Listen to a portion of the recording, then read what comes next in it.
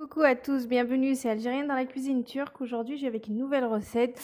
Alors, une recette que j'ai goûtée la première fois que j'ai goûté chez ma copine, donc Selma. Coucou Selma, ben özledim kız. Donc, une pensée à toi. Donc, c'est, comment dire, une imitation de subéré. Donc, le subéré, vous savez, c'est la pâte qu'on cuit dans l'eau, le börek avec plusieurs étapes. Et puis, il y a du fromage turc et du persil au milieu. Donc là, ça va être une autre étape mais plus rapide bien sûr. Et donc le goût tadı aynı, tu vois, c'est pareil. Franchement, c'est vraiment le soubouré trompeur, on va dire ça. Donc pour cela, il vous faut des pâtes. Voilà. Les meilleurs, apparemment, d'après ma copine, c'est ceux de Lidl. Mais bon, vu que j'étais à Leclerc, donc j'ai pris à Leclerc, vu qu'en ce moment, il ne faut pas trop y aller partout. Donc j'ai pris celle-ci, voilà. Donc les verres de chai, ils font 125 millilitres. J'ai dit, ils font 125 millilitres, l'eau gazeuse, que ce soit ça ou Badois ou autre, donc voilà, ou du Perrier. Donc un verre d'eau gazeuse de 125 millilitres, un verre d'huile et un verre de lait. Voilà, 3 œufs et une cuillère à café et demi de sel. Voilà, c'est tout ce qu'il faut, c'est très simple. Et bien sûr du fromage, mais on verra ça tout à l'heure. Parce qu'il y a vous pouvez mettre plusieurs sortes de fromage, soit du cachal, soit de la feta, soit un fromage que vous voulez, du gruyère, etc. Donc là, ce que je vais faire, je vais prendre de l'eau, voilà, que je vais faire bouillir et je vais faire cuire mes pâtes normales, comme vous faites, voilà, en temps normal. Donc je vais faire cuire mes pâtes et je reviens juste après la cuisson. Allez, à tout à l'heure. Donc en attendant que mes pâtes cuisent, donc on va faire ce mélange-là, on va le préparer. Donc vous prenez un bol, vous mettez tous les ingrédients. Donc de l'eau gazeuse, de l'huile, le lait, le sel et les œufs et on mélange. L'eau, l'huile, le lait, le sel et les œufs. Donc ce mélange-là, il est prêt, c'est parfait. Donc vous le mélangez bien et vous le réservez et on attend notre pâte, enfin nos pâtes. Voilà. Ça, je l'ai gardé. Bon, je vais faire une autre recette avec. C'était juste pour vous montrer que j'ai pris voilà, ça, mais vous pouvez prendre, comme j'ai dit, de l'eau gazeuse, n'importe laquelle. Il faut que ça soit de l'eau gazeuse. C'est ça qui va nous servir à voir, comment dire, ça va gonfler. Ce sera comme du bicarbonate quand on rajoute ou autre. Voilà. On aura vraiment un truc bien bombé. Donc là, mon mélange, il est prêt. J'attends mes pâtes et je reviens. Alors, comme vous pouvez le voir, regardez, j'ai cuit mes pâtes. Donc là, je suis en train de les égoutter et je vais laisser un peu refroidir avant l'utilisation. Vous pouvez voilà, l'utiliser comme ça. Je préfère laisser refroidir. Donc là, mon mélange, il est prêt. Donc j'attends que ça refroidisse et je reviens pour la dernière étape. Vous pouvez le voir, je les ai laissés refroidir un petit peu. Donc là, ce que je vais faire, c'est que je vais prendre mes pâtes et je vais les mettre dans la sauce. Allez, go. Donc il faut tout mettre et bien mélanger avec la sauce. Travailler avec la main, c'est mieux.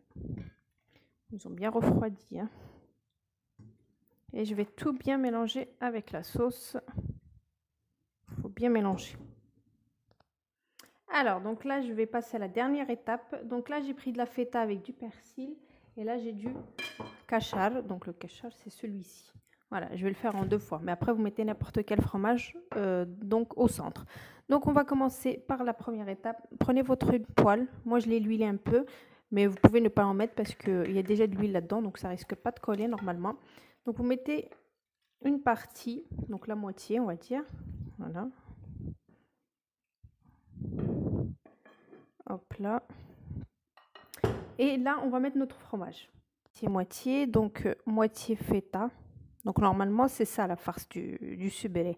Donc c'est juste persil et feta. Voilà, comme vous pouvez le voir ici, c'est cette farce-là. Mais je vais mettre moitié kachar, donc moitié feta. Après, vous mettez n'importe quel fromage. Vous mettez du gouda, du gruyère, ce que vous voulez. Voilà. Donc là, c'est bon. Ajouter un petit peu là.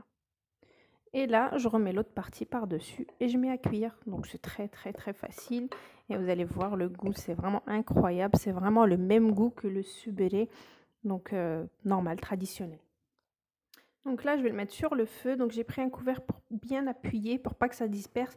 Je le mets sur le feu très doux et je laisse cuire tranquillement. Allez, go. Et je vous montre au moment de le retourner. C'est comme une frite omelette en fait. Le voir, regardez, donc faut bien appuyer comme ça pour que les œufs, enfin ça sort et que ça fasse bien maintenir les pâtes comme une omelette. Donc là je vais le retourner, je vais y aller là-bas juste pour vous montrer parce que je peux pas tenir à une main. Donc je vous montre comment je vais retourner. Alors donc là je prends, c'est comme comme une omelette, hein. Hop, voilà, c'est bien lourd, voyez. On voit plus rien. Donc là je l'ai retourné, donc je vais le mettre de l'autre côté pour que ça cuise en dessous. Voilà. Allez, go. Alors, et voilà mes subelets façon pâte, on va dire aux pâtes, très très simple à réaliser, franchement c'est vraiment bluffant. On sent vraiment le goût voilà, du subelet, donc avec la couche de fromage au milieu, etc. C'est super bon. Donc bah, là c'est avec du cachal, de l'autre côté ça sera avec de la feta et du maïdanos, donc du persil. Donc c'est vraiment très très simple à faire avec peu d'ingrédients et c'est un résultat vraiment bluffant et incroyable. Franchement j'adore. La première fois que je l'ai goûté c'était chez ma copine et franchement c'est super super bon. Donc voilà, je vous conseille juste un truc, c'est que les meilleures pâtes apparemment c'est ceux de Lidl pour ça et c'est le paquet jaune. Voilà, donc ça c'est un petit plus. Et puis voilà, donc je vous laisse la recette juste en dessous. Donc je vous dis bonne réalisation et à bientôt pour une nouvelle recette. C'était Algérienne dans la cuisine turque. Ciao!